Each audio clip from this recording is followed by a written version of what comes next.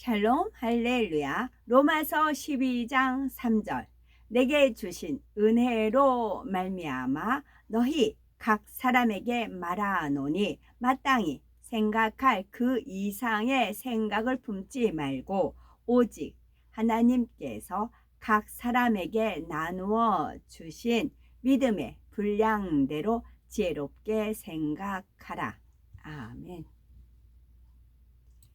마가복음 16장 16에서 20절. 믿고 세례를 받은 사람은 구원을 얻을 것이요 믿지 않는 사람은 정죄를 받으리라. 믿는 자들에게는 이런 표적이 따르리니 곧 그들이 내 이름으로 귀신을 쫓아내며 새 방언을 말하며 뱀을 집어 올리며 무슨 독을 마실지라도 해를 받지 아니하며 병든 사람에게 손을 얹은즉 나으리라 하시더라. 주 예수께서 말씀을 마치신 후에 하늘로 올려지사 하나님 우편에 앉으시니라. 제자들이 나가 두루 전파할세 주께서 함께 역사하사 그 따르는 표적으로 말씀을 확실히 증언하시니라. 아멘. 믿음의 분량 22번째, 믿음의 5단계 3번째입니다. 믿음의 하나님을 기쁘시게 하는 믿음의 5단계 특징에 대해서 증거합니다. 첫째는 무수한 기도를 쌓아 표적과 기사가 나타나는 믿음의 5단계입니다. 믿음의 5단계는 하나님을 기쁘시게 하는 믿음이며 그 첫 번째 특징은 하나님의 뜻에 순종하여 생명까지 드릴 수 있는 믿음입니다. 무조건 예, 아멘만 하는 것이 아니라 하나님의 마음과 뜻을 밝히 알아서 행하는 것마다 아버지의 마음에 딱 들어맞도록 순종하는 것이지요. 다음으로 믿음의 5단계 두 번째 특징은 무수한 기도를 쌓아 기사와 표적을 행하는 것입니다. 기도는 우리 영혼의 호흡과 같은 것으로서 기도를 해야 하나님의 뜻을 알 수 있고 세상을 이기고 하나님의 뜻대로 행할 수 있는 능력을 받을 수 있지요. 그런데 믿음의 1단계, 2단계에서는 주로 직장, 가족, 질병, 물질의 축복 등 자신을 위한 기도를 하게 되며 그나마도 오랜 시간 기도할 수는 없습니다. 점점 믿음이 장성하여 하나님의 나라와 의를 위해 기도하게 되면서 기도의 양이 늘기 시작하지요. 그러다가 중심으로 간절히 구할 때는 성령의 주관 속에서 마치 자신의 일처럼 조목조목 아뢰게 되는데 밤을 새워 기도해도 기도할 내용이 끊어지지가 않습니다. 믿음의 4단계도 그렇지만 믿음의 5단계에 들어서면 물질이든 건강이든 필요한 것은 마음에 품는 대로 하나님께서 먼저 아시고 응답해 주시니 개인적으로는 구할 것이 별로 없으며 이미 마음의 죄와 악까지 온전히 버렸으니 성결되기 위해 기도할 필요도 없지요. 이처럼 자기 자신은 하나님의 축복을 받아 부족할 것이 없지만 하나님을 너무나 사랑하기에 또한 죽어가는 영혼들에 대한 마음이 애절하기에 하나님의 나라와 의를 위해 간절히 기도를 하게 됩니다. 그런데 우리가 하나님의 나라를 위해 기도하다 보면은 무엇보다도 내 자신이 영적인 능력을 받아야 한다는 점을 절감하게 되지요. 고린도전서 4장 20절에 하나님의 나라는 말에 있지 아니하고 오직 능력에 있음이라 하였습니다. 하나님의 나라를 이루는 것은 영혼들을 사망으로 끌고 가려는 악한 영들에 대한 영적 싸움이므로 사람의 지혜나 사람의 경험, 사람의 능력으로 하는 것이 아닙니다. 예를 들어 전도하고 신방할 때도 한 영혼을 성전에 데려오는 것에서부터 마침내 그 영혼이 스스로 믿음을 가지고 신앙생활할 수 있을 때까지 사람의 힘으로 되는 것이 아니라는 거지요. 물론 사람 편에서는 최선을 다해 시간과 물질과 정성을 들여야 하지만 이와 동시에 반드시 하나님의 능력이 임해야 사람의 심령이 변화되고 믿음을 가질 수가 있습니다.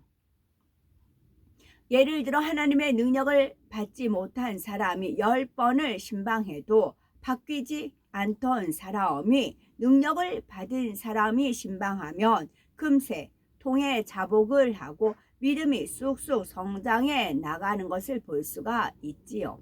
그러니 전도와 신방을 하다 보면 사람의 능력과 방법의 한계가 있음을 절감하게 되고 영혼 구원에 대한 열정이 있는 만큼 간절히 하나님의 능력을 구하게 되는 것입니다. 요한복음 4장 48절에 보면 너희는 표적과 기사를 보지 못하면 도무지 믿지 아니하리라 말씀하셨습니다. 여기서 표적이란 사람이 행할 수 있는 한계를 넘어 하나님의 능력이 나타나는 것을 말하지요. 하나님의 능력으로 죽은 자가 살아나기도 하고 약한 것이나 질병을 치료받는 등 성경에는 많은 표적들이 기록이 되어 있습니다. 또 기사는 천기를 움직이는 것이죠.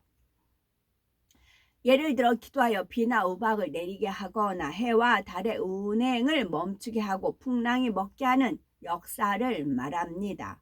이러한 표적과 기사를 목도하며 살아계신 하나님을 체험할 때는 수많은 사람들이 한꺼번에 회심하고 주님을 영접하는 것을 볼 수가 있습니다. 그러기 때문에 믿음의 4단계, 5단계에 들어서면 더 크고 온전한 능력을 받고자 더욱 간절히 기도하게 되는 것입니다.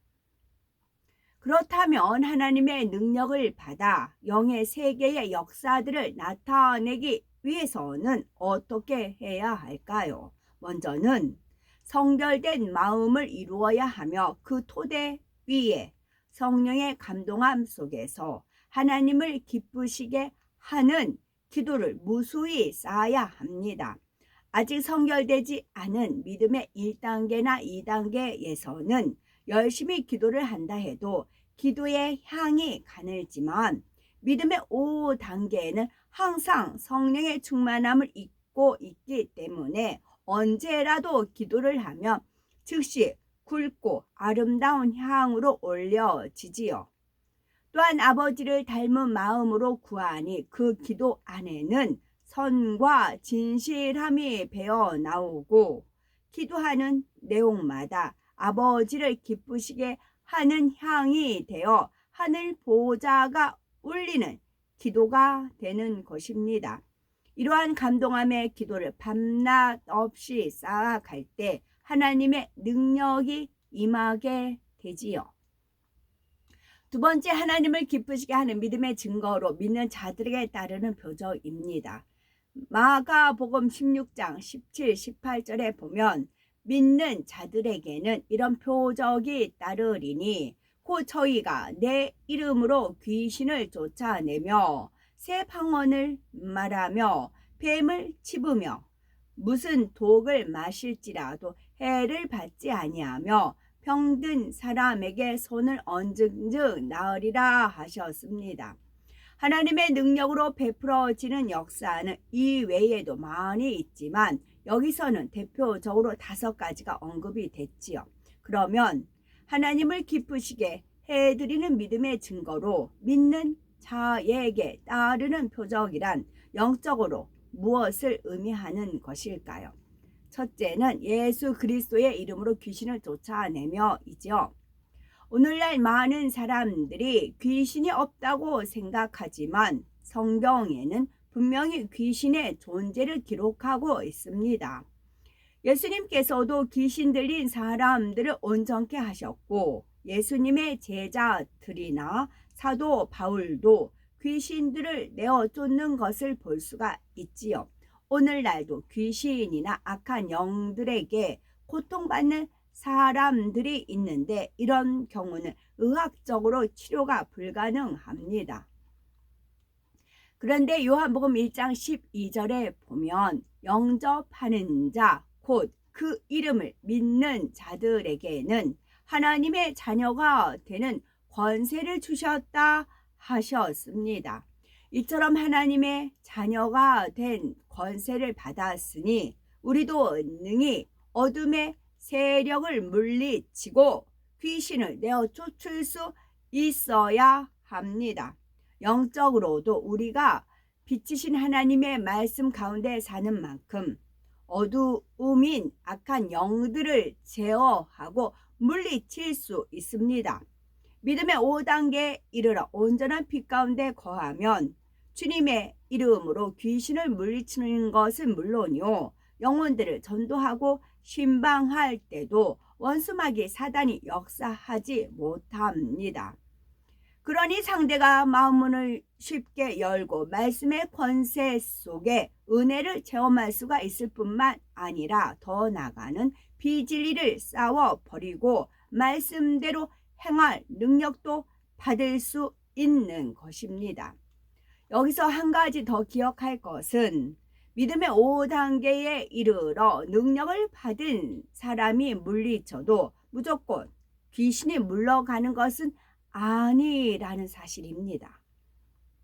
예를 들어 본인이나 가족, 조상들이 심히 우상을 섬기거나 많은 악을 쌓았는데 진리도 모르고 믿음도 없는 경우입니다. 이 경우 귀신이 들렸다면 먼저 그동안 쌓인 죄의 담을 헐어야 합니다. 귀신 들린 본인이 의식이 없이 회개할 수 없다면 가족들이라도 대신 믿음으로 신앙생활을 하면서 하나님의 긍휼을 구해 나가야 하지요. 어찌하든 최선을 다해 말씀을 양식 삼고 빛 가운데 거하려고 노력하며 기도하면 결국은 그 가정에서 어둠이 물러가고 귀신도 물러갈 수가 있는 것입니다. 또 다른 경우는 믿음이 있다 하는 사람이 하나님을 너무나 서운케 했을 때입니다. 대표적으로 심히 하나님을 대적하여 사함받지 못할 죄를 지은 경우가 그러하지요. 사함받지 못할 죄, 곧 사망에 이르는 죄는 성령, 해방, 모독, 거역이나 진리를 알면서 짐짓 죄를 범해 나가는 경우, 하나님의 말씀과 능력을 체험하고도 다시 타락하여 현저히 주님을 못 받는 경우 등입니다.